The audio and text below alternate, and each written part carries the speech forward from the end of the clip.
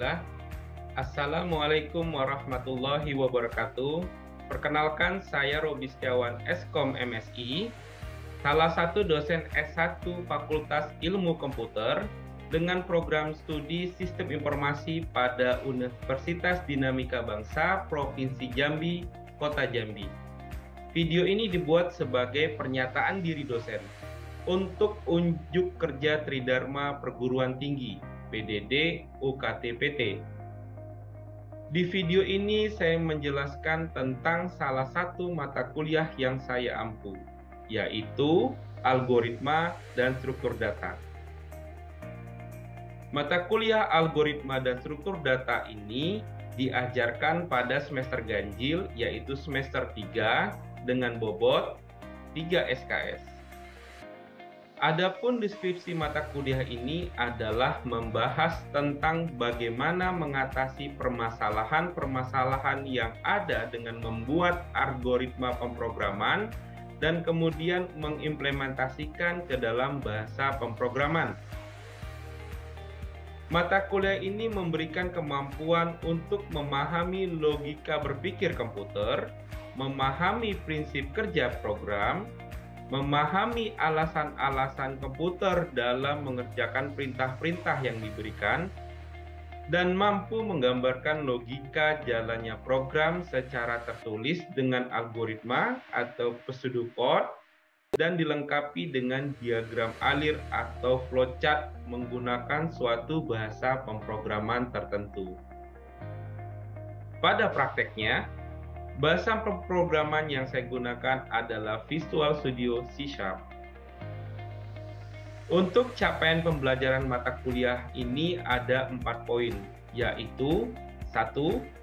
Mahasiswa mampu membuat algoritma untuk memudahkan pembuatan program yang terstruktur. 2. Mahasiswa mampu menjelaskan struktur data dan dapat menerapkannya dalam pembuatan program yang efektif dan efisien. 3.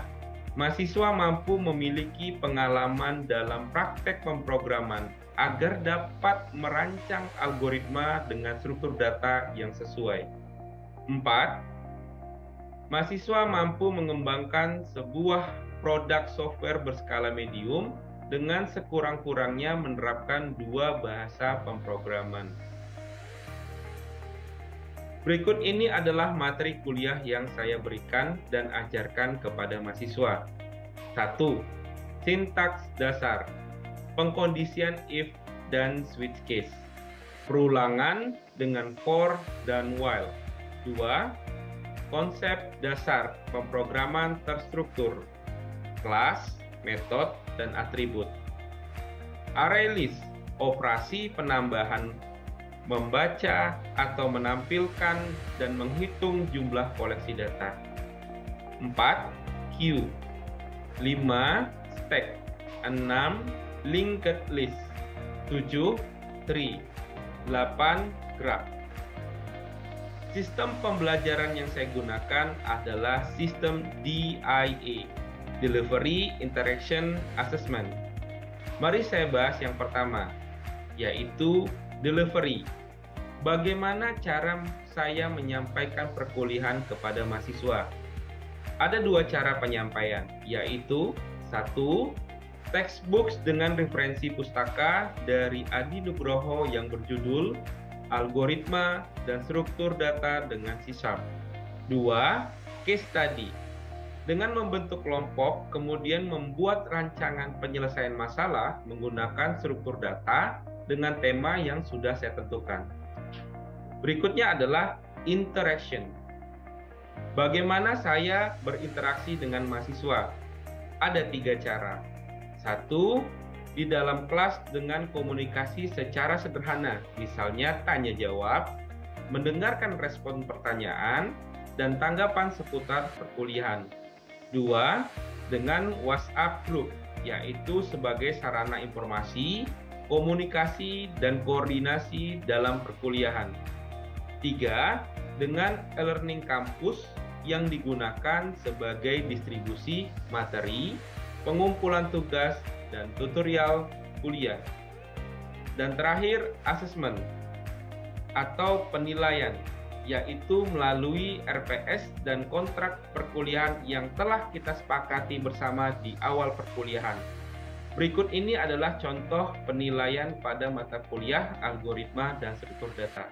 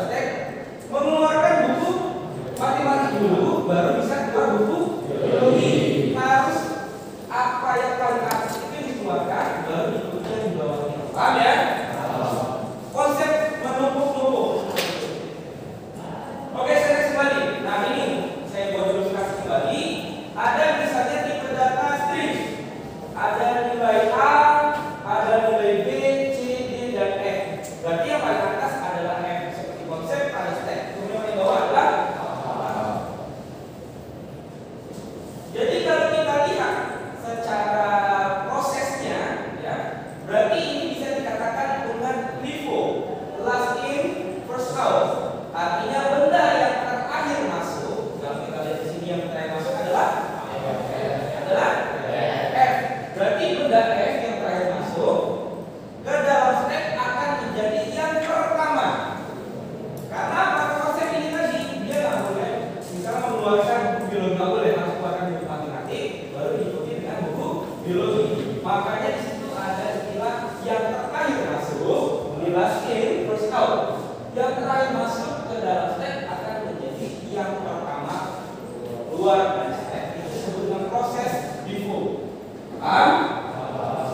Jadi proses input itu proses yang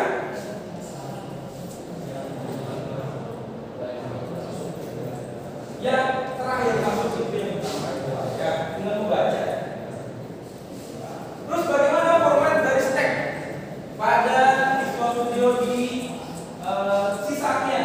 Jadi ini format stacknya. Dimulai dengan kata kunci stack, pasti ada nama kata kunci stack. Baru kita ikuti dengan tipe data. Misalkan kalau kita tadi alfabet A B C D, berarti kita memasukkan tipe datanya adalah ya string. Kemudian diikuti dengan nama variabelnya. Mungkin nama variabel ini bisa kita tambahkan dengan kata-kata koleksi data. Kenapa? Karena antara stack dan queue pada pemaparan sebelumnya itu masuk dalam struktur data bagaimana? Bagian penyimpanankah atau bagian pengelola data atau yang mana? Sudah. Ada bisa berpendapat? Silakan rekan. Kan kalau kita pemaparan sebelumnya ada tentang algoritma itu memaparkan secara deskripsi ada penyimpanan, benar? Kemudian ada apa lagi? Ada apa lagi? Penyusunan. Kemudian mengelola. Semuanya ini adalah tentang data kan? Nah kira-kira menurut kalian untuk stack ini masuknya kemana? Ke semuanya kah? Atau ke beberapa kira-kira?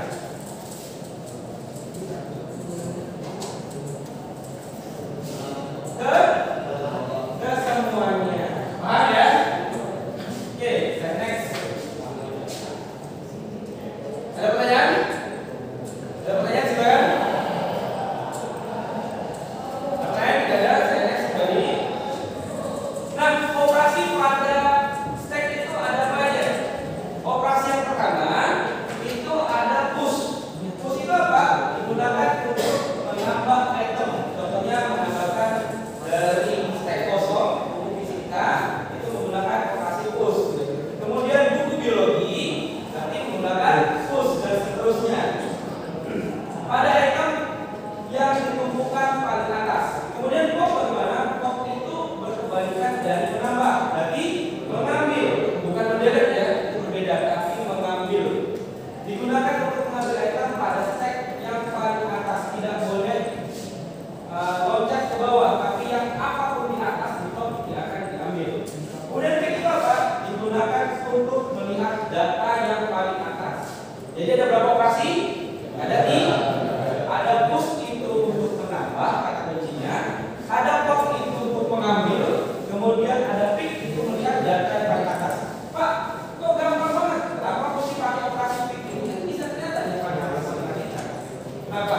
Bayangkan jika datanya itu bukan tiga, tapi datanya itu dua. Kita tak tahu di atas gimana. Tinggal menggunakan operasi pick, maka kita tahu hasil yang paling atas itu datanya. Jelas? Karena ini bentuknya cuma tiga data yang gampang ya. Oke, next. Nah, ini contoh ilustrasi kembali. Misalkan ada data satu yang di stack, kemudian kita push dua akan tambah. Kita push lagi data tiga nambah. Push lagi 4. Ingat push itu adalah penambahan pada stack. Kemudian kita push lagi 5. Kemudian kita push lagi 6. Kemudian kita pop. Pop itu tadi apa definisinya? Mengambil data pada stack. Kemudian keluar 6. Kemudian kita pop kembali 5. Pop lagi 4. Pop lagi 3 dan pop lagi pop yang kedua. Hasilnya adalah 3. Jelas ilustrasinya? Bisakah dari 3 ke 1 mengambil data dari 3 kita pop ke 1? Alasannya kenapa? Karena konsep yang LIFO tadi, ingat ya. Jadi stack itu pasti konsepnya LIFO. LIFO itu apa? Oke.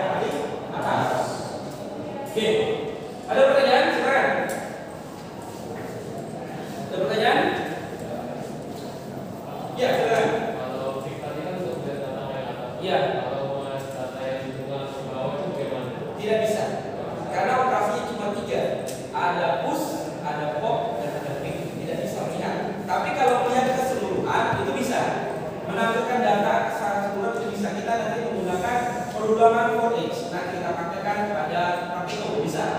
Jawabannya kalau melihat tengah-tengah bisa, tapi kalau nilai data itu banyak koleksinya itu membutuhkan memori besar juga. Kalau memori cuma sekitar 10 data itu gampang. Nanti saya coba terangkan. Ya. Pertanyaan lain, silakan. Ya.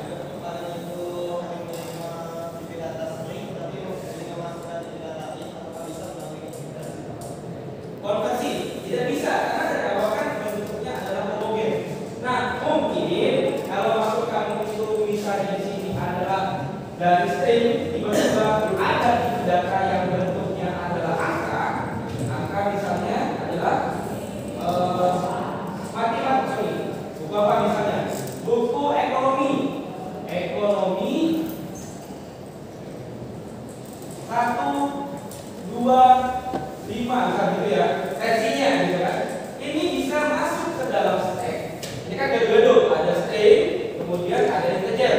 Nah, buku data ini ekonomi 1, 2, 5, atau ini versi dari buku itu bisa masuk tapi tidak bisa dikalkulasikan secara matematik. Hanya bisa masuk. Ya, ini contohnya adalah buku ekonomi 1, 2, 5. Paham? Karena konsep awal dari stack itu wajib homogen, tidak boleh tidak ya. Kalau masuk apa? Masuk nggak? Masuk jawabannya, tapi tidak bisa dikalkulasikan.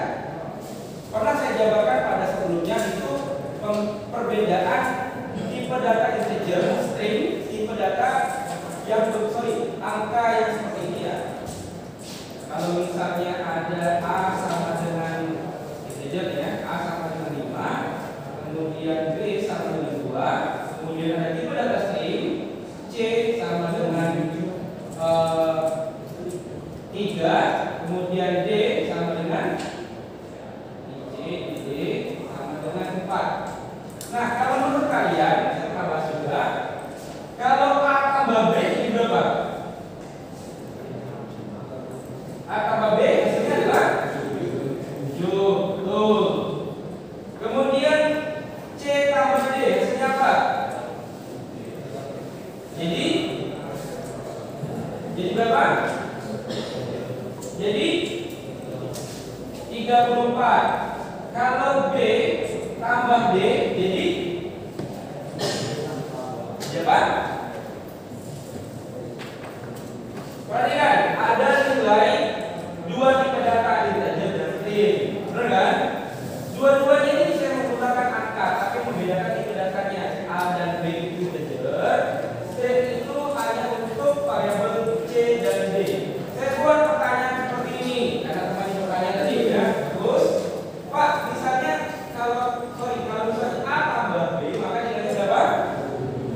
7. Tuh jawabannya. C tambah D, maka hasilnya adalah kenapa 34? Kenapa nggak 7? Kenapa kira-kira? Karena tipe datanya ini bukan mengkalkulasikan secara matematik, tapi menyatukan. Paham ya? Tidak ada nilai matematikanya, tidak ada nilai yang bisa dijumlahkan. Operator matematika itu ada banyak, tambah, kurang, bagi, dan kali. Tidak bisa ada hasilnya. Tapi ketika dijadikan string, dia bersatu. Paham ya? 3 dan 4 itu bersatu, tapi tidak ada perubahan. Nah, kalau B dan D hasilnya apa?